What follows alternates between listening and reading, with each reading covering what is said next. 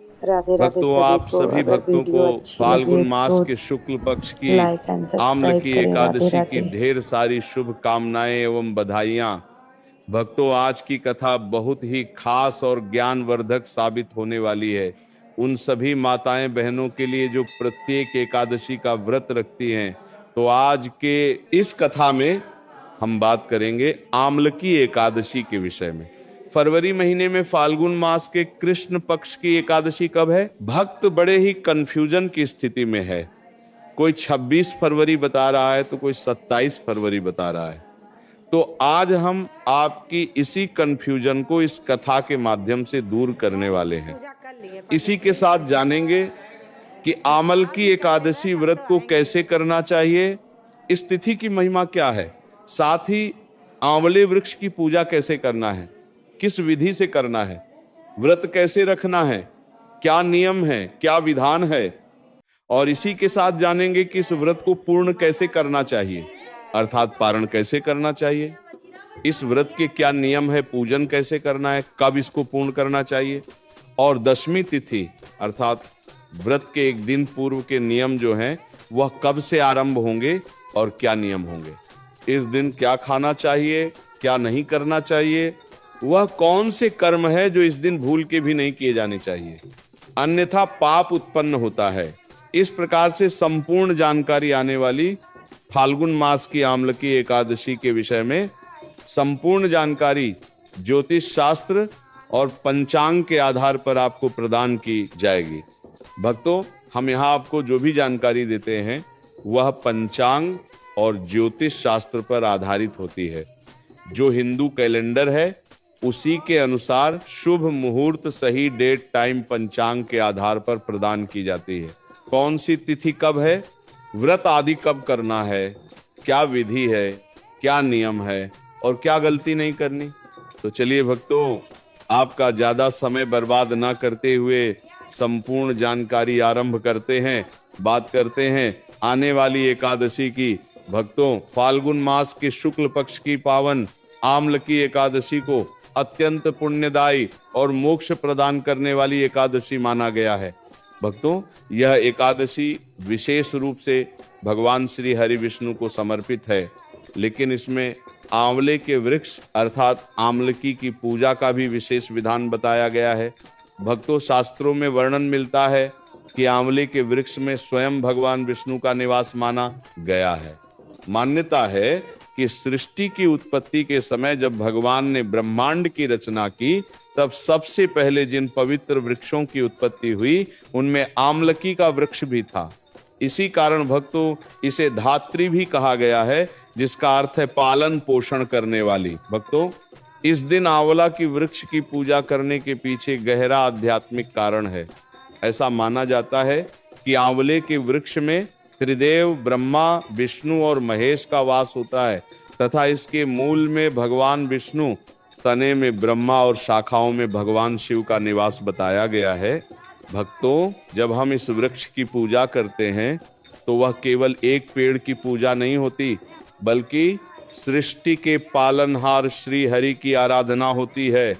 इस दिन वृक्ष के नीचे दीपक जलाना, जल अर्पित करना, रूली अक्षत चढ़ाना और भगवान विष्णु के मंत्रों का जप करना अत्यंत शुभ माना गया है। भक्तों, पुराणों में वर्णन है कि जो व्यक्ति इस दिन व्रत रखकर सच्चे मन से भगवान विष्णु का स्मरण करता है और आमल की वृक्ष की पूजा करता है, उसके समस्त पाप नष्ट हो जाते हैं और उसे अक्षय पुण्य की प्राप्ति होती है। यह एकादशी विशेष रूप से आरोग्य, समृद्धि और दीर्घायु प्रदान करने वाली मानी गई है। भक्तों, आंवला स्वयं में औषधीय गुणों से भरपूर है, इसलिए धार्मिक दृष्टि के साथ साथ स्वास्थ्य की दृष्टि से भी यह अत्यंत लाभकारी है। हमारे आर्ष मुनियों ने प्रकृति और आध्यात्म को जोड़ते हुए इस व्रत की परंपरा स्थापित की ताकि भक्तों का शरीर और आत्मा दोनों शुद्ध रहे। भक्तों, आमल की एकादशी हमें यह संदेश देती है कि भक्ति केवल मंदिर तक सीमित नहीं है, बल्कि प्रकृति की सेवा और संरक्षण भी ईश्वर की पूजा है। जो भक्त इस दिन व्रत कथा, श्रवण, विष्णु सहस्त्र नाम का पाठ और आमल की वृक्ष की श्रद्धा पूर्वक पूजा करते हैं, उनके जीवन में सुख, शांति, धन धान्य और आध्यात्मिक उन्नति का मार्ग प्रशस्त होता है। तो चलिए भक्तों, जानकारी को और आगे बढ़ने से पहले हम आपको एकादशी की सही डेट, टाइम और शुभ मुहूर्त के बारे में बता देते हैं। फिर हम आपको पूजा विधि बताते हुए आगे की जानकारी आरंभ करेंगे। तो चलिए भक्तों, जान लेते हैं इस बार 2026 में फाल्गुन मास के शुक्ल पक्ष की पावन आम्ल की एकादशी वर्ष 2026 में 27 फरवरी शुक्रवार को मनाई जाएगी। एकादशी तिथि का आरंभ 27 फरवरी को रात्रि लगभग 12:33 से होकर उसी दिन रात्रि 10:32 तक रहेगा। इसीलिए व्रत 27 फरवरी को ही रखा जाएगा। इस दिन प्रातः ब्रह्म मुहूर्त में स्नान कर भगवान विष्णु की पूजा करें और आंवले आमल की वृक्ष की भी विधि पूर्वक आराधना करें। पूजा का विशेष शुभ समय प्रातः काल से लेकर मध्याह्न तक रहेगा, जबकि इस दिन का अभिजीत मुहूर्त लगभग दोपहर 12:10 से 12:25 के बीच रहेगा, जो विशेष रूप से भगवान विष्णु के अभिषेक और संकल्प के लिए अत्यंत शुभ माना जाता है। व्रत का पारण अगले दिन अर्थात 28 फरवरी 2026 को सुबह 6 बजे से 8 बजे के बीच करना उत्तम रहेगा। इसी समय भगवान का स्मरण करके नियम पूर्वक व्रत खोलें।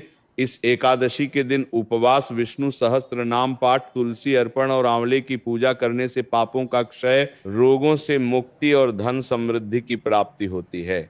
भक्तों, आपकी जानकारी के लिए बता दें कि शास्त्र भी कहते हैं कि शुभ मुहूर्त में किया गया पूजा पाठ का भी निष्फल नहीं जाता, हमेशा लाभ ही प्रदान करता है। इसीलिए आप जो भी पूजा पाठ है हमारे द्वारा बताए हुए शुभ मुहूर्त के अनुसार ही करें। इस एकादशी पर पितृतर्पण अवश्य करना चाहिए। पितृतर्पण यूं तो प्रत्येक एकादशी पर बड़ा महत्वपूर्ण है, लेकिन माघ मास में तिल युक्त जल से तर्पण, और वह भी एकादशी पर आपके पितरों अधिक तृप्ति प्रदान करता है। तो इसके विषय में भी आगे बताऊंगा कि कैसे आपको ये तर्पण करना चाहिए। चलिए भक्तों, अब जान लेते हैं इस एकादशी की पूजा विधि के बारे में। कुछ भक्तों के हमेशा ही प्रश्न आते हैं कि ये व्रत जब इतना अधिक फलदायी है तो व्रत करना कैसे चाहिए, व्रत की विधि क्या है और नियम क्या है और किस प्रकार से इसका पालन करना चाहिए। भक्तों, शास्त्र कहते हैं कि इस एकादशी के एक दिन पूर्व आपको अपने व्रत के नियमों को धारण कर लेना चाहिए, जो कि दशमी तिथि के नियम कहे गए हैं। इन नियमों के अनुसार मनुष्य को दशमी तिथि को ही व्रत के एक दिन पूर्व ही मांस मदिरा का सेवन बंद कर देना चाहिए। बहुत से ऐसे लोग होते हैं जो एकादशी का व्रत करते हैं परंतु अपने जीवन में मांस मदिरा का सेवन भी करते हैं। तो ऐसे लोगों को एक दिन पूर्व ही इसका त्याग करना चाहिए। ऐसा नहीं कि आज खाएं और कल छोड़े। व्रत के एक दिन पूर्व लहसुन, प्याज आदि का प्रयोग विवर्जित कहा गया है। कहते हैं कि जो मनुष्य एकादशी का व्रत कर रहा है उसे ब्रह्मचर्य धारण कर लेना चाहिए, क्योंकि एकादशी के दिन बाल धोना मना होता है। एकादशी के दिन बाल नहीं धोए जाते, क्योंकि शास्त्रों में साफ साफ लिखा हुआ है कि एकादशी पर बाल नहीं धोने चाहिए। क्यों नहीं धोने चाहिए, इसका भी वर्णन किया था। एकादशी और द्वादशी दोनों ही तिथियां महिलाओं के बाल के लिए वर्जित कही गई हैं। इसीलिए दशमी तिथि को बाल धोकर आपने ब्रह्मचर्य धारण कर लेना चाहिए। ब्रह्मचर्य जो है एक अनिवार्य नियम है। एकादशी के व्रत इसका पालन करना ही चाहिए। दशमी तिथि को ब्रह्मचर्य धारण करेंगे और पारण तक आपको ब्रह्मचर्य का पालन करना है। तन की शुद्धि का पालन करना है और मन की शुद्धि का पालन करना है। दशमी तिथि से ही शहद का प्रयोग वर्जित कहा गया है। तो आप यदि एकादशी के व्रत पंचामृत जब बनाएं तो उसमें शहद का प्रयोग नहीं करेंगे, द्वादशी को भी नहीं करेंगे।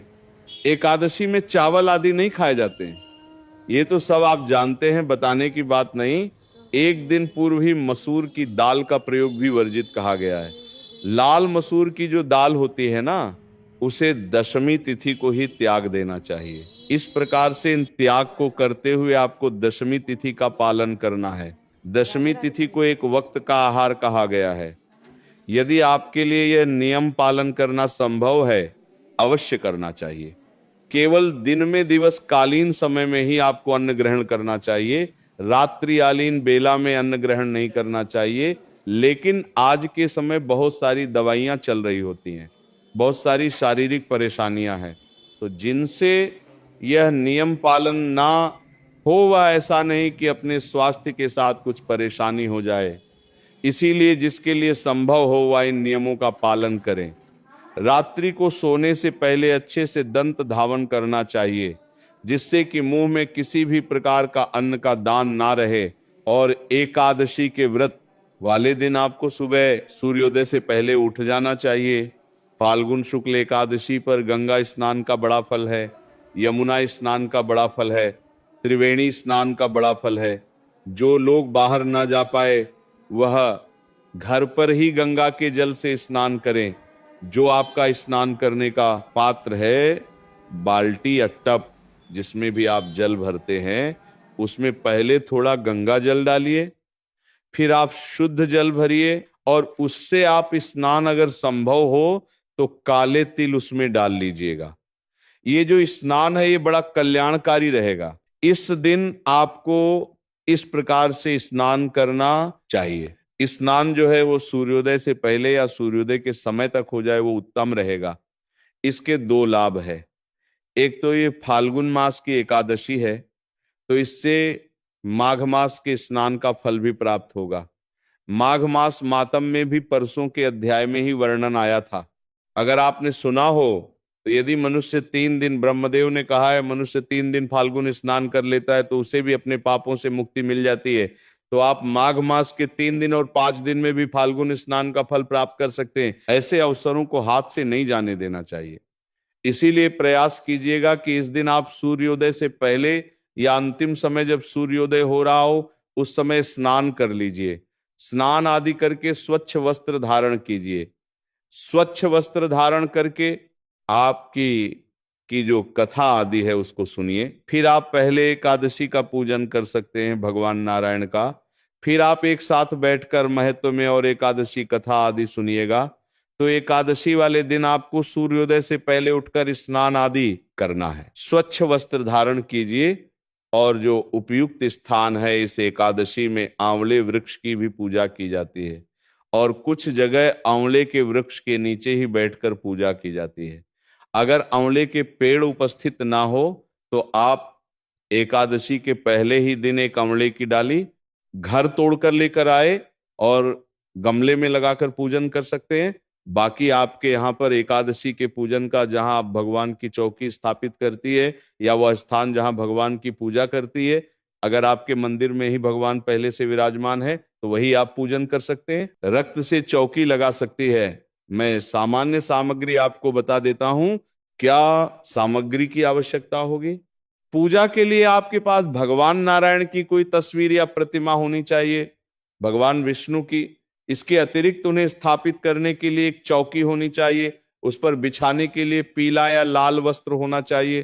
पूजा में अर्पित करने के लिए रोली मोली पान के 2 पत्ते आएंगे, एक आज के लिए, एक पारण वाले दिन के लिए सुपारी 2 आएंगी। लौंग इलायची कम से कम 5 अब 7 आएंगी।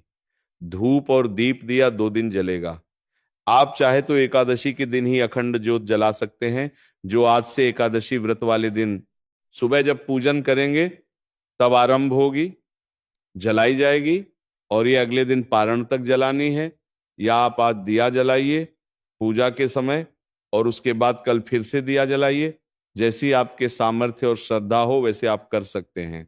धूप दीप ना वैद्य नैवेद्य के रूप में इस एकादशी पर भी तिल युक्त कोई मिठाई है तो उसका भोग लगाना उत्तम रहेगा, अन्यथा आप टतु फल ला सकते हैं। अमरूद का समय है, अगर आप अमरूद अर्पित करते हैं भगवान को तो कल्याणकारी है।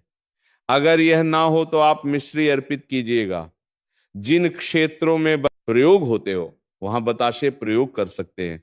भगवान को अर्पित करने के लिए जनेऊ की आवश्यकता होगी, 2 जनेऊ चाहिएगी, एक व्रत वाले दिन और एक पारण वाले दिन के लिए, और इत्र ले लीजिएगा। इस सामग्री की आवश्यक रहेगी पूजा के लिए। इनमें से जो सामान घर पर है वो ठीक है, जो नहीं है वो आप मार्केट से ले लीजिएगा, एक तांबे का लोटा या पीतल का लोटा आपके पास होना चाहिए। वो जो आप प्रतिदिन पूजन में यूज करते होंगे वो भी प्रयोग कर सकते हैं। ये सारी सामग्री है जिसकी आपको आवश्यकता होगी, और उसके बाद आप भगवान का पूजन करेंगे। संकल्प करते हुए संकल्प करना अनिवार्य है। बिना संकल्प के व्रत और पूजन उचित नहीं होता। तो संकल्प अवश्य कीजिएगा, फिर पूजन कीजिएगा, पूजन करके कथा श्रवण कीजिएगा। कथा के साथ विष्णु सहस्त्र नाम का श्रवण आप अवश्य कीजिएगा। विष्णु सहस्त्र नाम और कथा दोनों एक साथ, और फिर आरती कीजिएगा।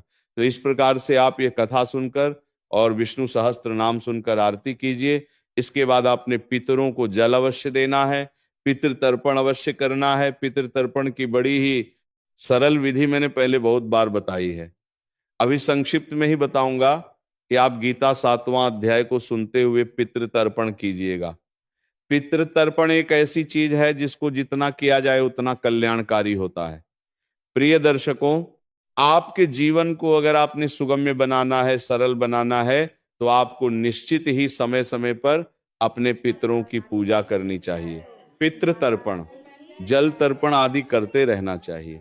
अगर आप ये करते रहेंगे तो निश्चित आपके जीवन में परेशानियां नहीं आएंगी। एकादशी पर आपने जल तर्पण करने के लिए लेना है तांबे का या पीतल का। उसमें पहले थोड़ा गंगा जल भरिए, फिर शुद्ध जल भरिए, थोड़े से काले तिल उसमें डालिएगा, मिल जाए तो डाल लीजिएगा, सफेद पुष्प डाल लीजिएगा। उस लौटे को लीजिए, एक आसन लगाइए, दक्षिण दिशा की ओर मुख करके बैठ जाइए, लौटे को रखिए सामने, और फिर गीता के 7वां अध्याय का श्रवण कीजिए। गीता का 7वां अध्याय सुनिए। सुनने के बाद उसका जो पुण्य है वो अपने पितरों को अर्पित कीजिए। दोनों हाथों में लौटे को उठा लीजिएगा। भगवान नारायण का ध्यान करते हुए संकल्प कीजिए कि प्रभु, मैंने जो गीता का 7वां अध्याय सुना है, इससे जो भी पुण्य होता है वो संपूर्ण पुण्य मैं अपने पितरों को अर्पित करता हूं। ये उन्हें प्राप्त हो और इससे वह तृप्त हो। यह पुण्य आप अपने सभी पितरों को अर्पित करें। या आपको लगता है कोई ऐसा विशेष पित्र जिसकी मुक्ति की संभावना कम लगती हो, कि या तो उनके कर्म कुछ ऐसे रहे हो या उनकी मृत्यु ऐसे हालात में हुई हो जहां मुक्ति ना मिलती हो, तो आप उनको विशेष रूप से इसका पुण्य अर्पित कीजिए। या आप सर्वे पितृ बोल सकते हैं, क्योंकि कई बार ऐसा होता है कि आपके जो अपने पितृ होते हैं जिनको आप जानते हैं, उनके अलावा भी कुछ पितृ होते हैं जो आपसे मुक्ति और तृप्ति की कामना रखते हैं। तो आप जब सर्वे पितृ बोलेंगे, कहेंगे कि जो मुझसे इस जल की कामना रखते हैं उन सबको मैं पुण्य फल और जल अर्पित करता हूं। तो इस प्रकार से संकल्प कीजिए कि यह पुण्य उन्हें प्राप्त हो। फिर जो लौटे में जल है ना, इससे तर्पण कीजिए। एक बड़ा पात्र लीजिए और तर्पण शुरू करेंगे तो आपके सीधे हाथ में अंगूठा और उंगली के बीच का जो क्षेत्र है ना, वह पितृ तीर्थ कहा जाता है। वहां से आप जल गिराते हुए, जल छोड़ते हुए तर्पण कीजिएगा।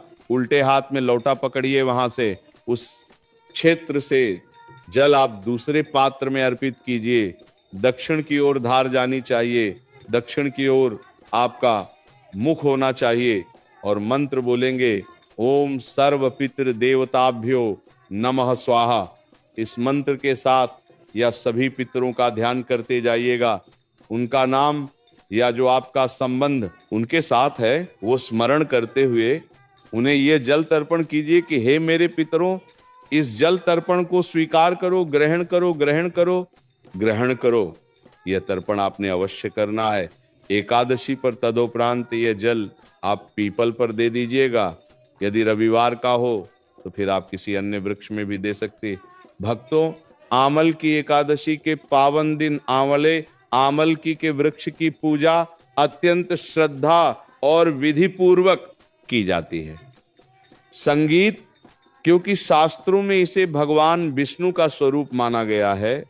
इस दिन प्रातः स्नान करके शुद्ध वस्त्र धारण करें, फिर आंवले के वृक्ष के पास जाकर जल, गंगा जल या शुद्ध जल अर्पित करें। रोली, अक्षत और हल्दी चढ़ाए। पुष्प अर्पित करें तथा वृक्ष के समीप घी का दीपक जलाएं। भक्तों, इसके बाद एयूएम नमो भगवते वासुदेवाय मंत्र का जप करें और भगवान श्री हरि से अपने परिवार की सुख, शांति, आरोग्य और समृद्धि की प्रार्थना करें। श्रद्धा से वृक्ष की कम से कम 3 या 7 परिक्रमा करें और यदि संभव हो तो वहीं बैठकर विष्णु कथा या विष्णु सहस्त्र नाम का पाठ करें। भक्तों, यह पूजा केवल एक वृक्ष की पूजा नहीं बल्कि प्रकृति में विराजमान श्री हरि की आराधना है, जो जीवन में पुण्य, स्वास्थ्य और आध्यात्मिक उन्नति प्रदान करती है। ये इसके बाद आप नियमानुसार दिन को व्यतीत कीजिए, शांतचित रहिए, किसी के प्रति वैर भाव नहीं, किसी का हित नहीं करना, किसी का बुरा नहीं करना, किसी को अपशब्दों का प्रयोग नहीं करना। सायंकाल को कीर्तन करना चाहिए। कीर्तन के लिए आप आसपास अगर कीर्तन होता है तो वहां जाइए जो आपको कीर्तन का फल प्रदान करते हैं। तो आप उस वीडियो का लाभ लीजिए, उसको सुनिएगा और उसके बाद आप फल आहार कर सकते हैं। फलाहार आहार के रूप में केवल फल ही आपको खाने चाहिए। एकादशी के व्रत में यूं तो आजकल लोग कुटु, श्रावक, सिंघाड़ा सब कुछ खा लेते हैं, उससे व्रत खंडित तो नहीं होता। भक्तों, एकादशी व्रत का पारण द्वादशी तिथि में नियम पूर्वक और सात्विक भाव से करना चाहिए। पारण के समय सबसे पहले भगवान विष्णु को जल अर्पित कर तुलसी दल चढ़ाएं, फिर स्वयं तुलसी युक्त जल ग्रहण करके व्रत खोलें। पारण में साधारण और सात्विक भोजन लेना चाहिए, जैसे खिचड़ी, मूंग दाल, चावल, रोटी, सब्जी या हल्का सात्विक भोजन। भक्तों, पारण के दिन लहसुन, प्याज, मांसाहार, शराब, तामसिक और अत्यधिक मसालेदार भोजन नहीं करना चाहिए। पहले मीठा या फल ग्रहण कर सकते हैं, उसके बाद हल्का भोजन लें। ध्यान रखें कि पारण समय के भीतर ही व्रत खोलें और क्रोध, असत्य तथा अपवित्र आचरण से भी बचें, क्योंकि भक्तों केवल भोजन से ही नहीं बल्कि शुद्ध आचरण से ही एकादशी व्रत पूर्ण फल देता है। इसीलिए भक्तों, हम आपसे यही कहते हैं कि यदि आप इनको खाने से बचें तो उत्तम रहेगा। आप केवल फल और दूध के साथ ही इस व्रत को करें, वो सर्वोत्तम है। शास्त्र कहते हैं कि एकादशी के व्रत में आप आहार लेते हैं वैसा ही पुण्य आपको प्राप्त होता है, और जितनी बार आहार लेते हैं उसी के अनुसार पुण्य घटता जाता है। लोग क्या करते हैं, सुबह पूजा कर ली, फिर फल खा लेंगे, फिर दिन में जूस पी लेंगे, फिर सायल को फिर से कुटु, श्रावक, श्रृंगारे से बनाकर कुछ खा लेंगे। ये व्रत नहीं। व्रत में केवल एक ही वक्त अगर फल आहार लेना तो एक ही वक्त फल संगीत खाइए और दूध ले लीजिए, इससे अधिक कुछ नहीं। निर्जला करना चाहते हैं, निर्जला कर सकते हैं। ये व्रत सजला और निर्जला दोनों ही प्रकार से किया जाता है। रात्रि को जागरण अवश्य करना है, जागरण की बड़ी महिमा है। और जागरण का मतलब ये नहीं कि आप टीवी देखते हुए जागरण कर, आप भगवान के स्रोत और पाठ करते हुए या सुनते हुए जागरण कीजिए। तो जो अभी आपको बताया उसमें वह सभी स्तोत्र और पाठ होते हैं जिनको सुनते हुए आप रात्रि जागरण का फल प्राप्त कर सकते हैं। तो इस वीडियो का लाभ अवश्य लीजिएगा। रात्रि जागरण कम से कम 2 बजे तक कीजिए, कल्याणकारी होता है। और अगले दिन पारण के लिए सूर्योदय से पहले उठ आपके लिए उनकी प्राप्ति सरकार कर चला आया है, उसको लेकर बाहर कार्य कर देते हैं और बाहर कर देते हैं। जाइए, उठने के बाद स्नान आदि करके स्वच्छ वस्त्र धारण कीजिए, विधि विधान से पूजन कीजिए। पारण की पूजा बड़ी महत्वपूर्ण है। और अभी बता दूं, पारण सबसे महत्वपूर्ण चीज है। वो व्रत जितने मर्जी अच्छे तरीके से कर लीजिए, यदि आपने पारण सही प्रकार से नहीं किया तो सारा क्षीण हो जाता है। और पारण इसलिए आवश्यक है क्योंकि शास्त्र कहते हैं कि यदि आपने विधान से पारण नहीं किया व्रत का तो आपको केवल 30% पुण्य ही प्राप्त होता है, चाहे आप जितना मर्जी अच्छा व्रत क्यों ना करें। इसीलिए पारण जरूरी है। पारण के 3 नियम होते हैं कि पारण व्रत के अगले दिन अगर द्वादशी है तो द्वादशी में, लेकिन द्वादशी के पहले सा घंटे निकल जाने के बाद, क्योंकि द्वादशी के पहले सा घंटे व्रत के लिए बने हैं, वह हरिवासन का समय होता है। कई बार हरिवासर अगर दिन में आता है तो आपको पारण का देखना होता है। राधे हरिवासर का राधे समय सभी निकल जाने के भाई बाद और और बहनों सूर्योदय को। के अगर बाद मेरा ही पारण वीडियो अच्छा लगा किया हो जाता तो है। आप ये लाइक मूल करें, सिद्धांत सब्सक्राइब है। करें और पारण के ज़्यादा से नियमों ज़्यादा का शेयर सदा करें। पालन बहुत करना बहुत चाहिए। धन्यवाद, बहुत उसके बहुत बाद शुभ धन्यवाद। मुहूर्त और बाकी चीजें आपके हैं, क्योंकि भक्तों शास्त्री भी कहते हैं कि शुभ मुहूर्त में किया हुआ पूजा पाठ कभी निष्फल नहीं जाता, हमेशा लाभ ही प्रदान करता है।